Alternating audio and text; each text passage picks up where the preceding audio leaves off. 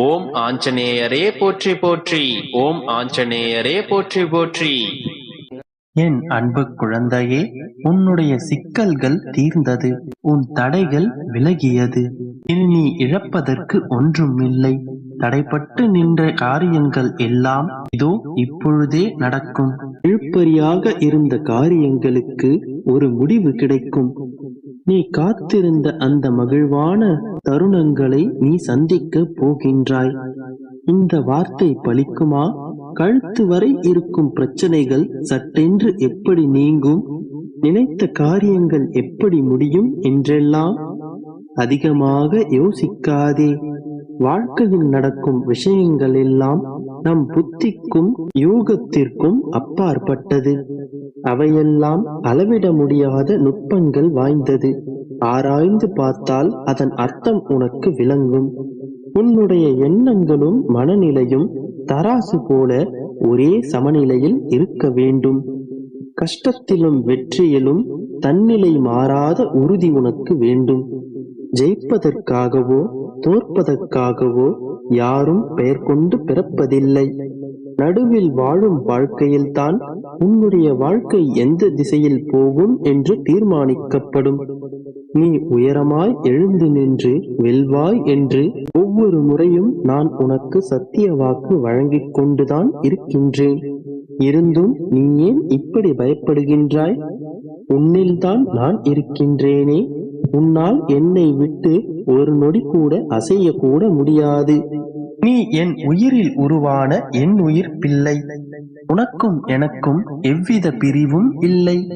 இந்த வார்த்தைக்கு கூட இங்கே இடமில்லை. என்றும் நம் பந்தம் தொடர்ந்து கொண்டேதான் இருக்கும். வாழ்க்கையில் பள்ளம் மேடு பாரம் இருப்பது சகஜம்தான். ஆனால் நீயோ மனதில் பாரத்தை வைத்துக் கொண்டு என்ன வரம் கேட்பது என்று தெரியாமல் கலங்கிக் கொண்டிருக்கின்றாய். இப்படி மரத்து போன நிலையில் இருக்கவா உன்னை உன்னிடமே விட்டு உறுதியாக வடிவமைத்துக் கொண்டிருக்கின்றேன். உன்னிடம் இருக்கும் நேர்மையையும் உண்மையையும் பண்பு மாறாத குணத்தையும் கண்டுதானே உன்னை நான் என் வசம் இழுத்துக் கொண்டேன். உன்னை என் பிள்ளையாக வரித்துக் கொண்டுள்ளேன். பிறகு எதற்காக எப்பொழுதும் இழப்புகளை பற்றியே நினைத்துக் கொண்டிருக்கின்றாய்? நீ எப்பொழுது எதை செய்தாலும் இதனால் இழப்பு ஏற்பட்டு விடுமோ, இதில் நாம் தோல்வி அடைந்து விடுவோமோ என்று கலங்கிக் கொண்டிருக்கின்றாய். முதலில் உன் மனம் எதிர்மறையாகவே அனைத்தையும் சிந்திக்கின்றது. நீ வெளிப்படையாக சொல்லாவிட்டாலும் உன் ஆழ் மனதில் ஒரு எதிர்மறையான நம்பிக்கைதான் நிலவுகின்றது.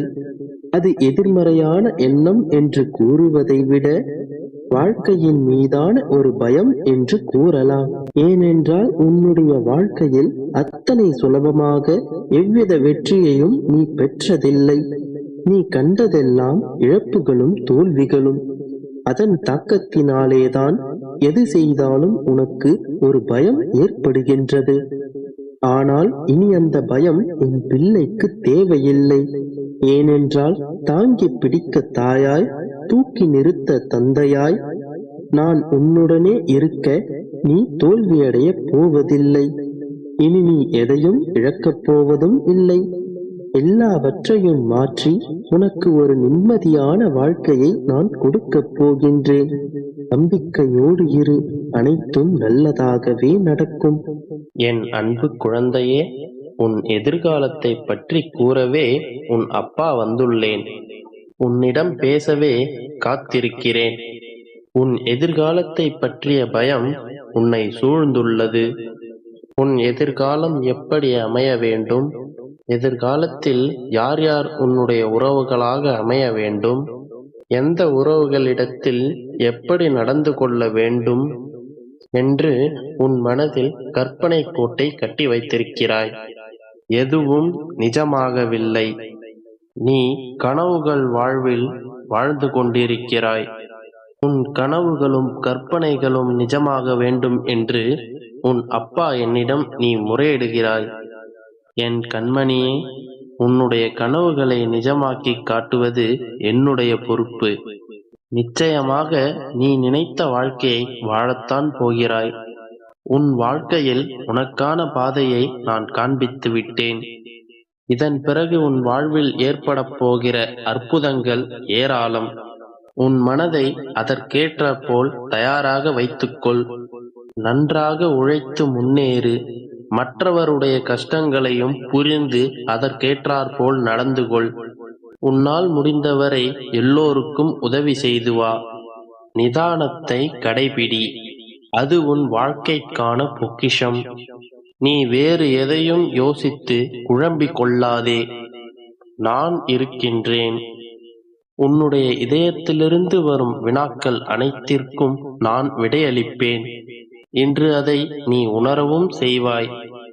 அடிக்கின்ற காற்றில் ஈரப்பதம் இருந்தால் அது அடித்தாலும் நமக்கு தென்றலாய் தெரியும். அதேபோல உன் வாழ்வில் நிம்மதி இருந்தால்தான் உயிரோட்டமுள்ள வாழ்க்கையாக அது உனக்கு தோன்றும். அப்படி இருக்கையில் தென்றலை நீ உணர வேண்டும். தென்றலை உணர்ந்தால்தான் உன் வாழ்க்கையில் வசந்தமாக ஏற்படும் தென்றலை உன்னால் உணர முடியும். அதற்கு முதலில் உன் மனதில் பொறுமையும் சகிப்புத்தன்மையும் உண்மையும் நேர்மையும் வளர்த்து கொள்ள வேண்டும்.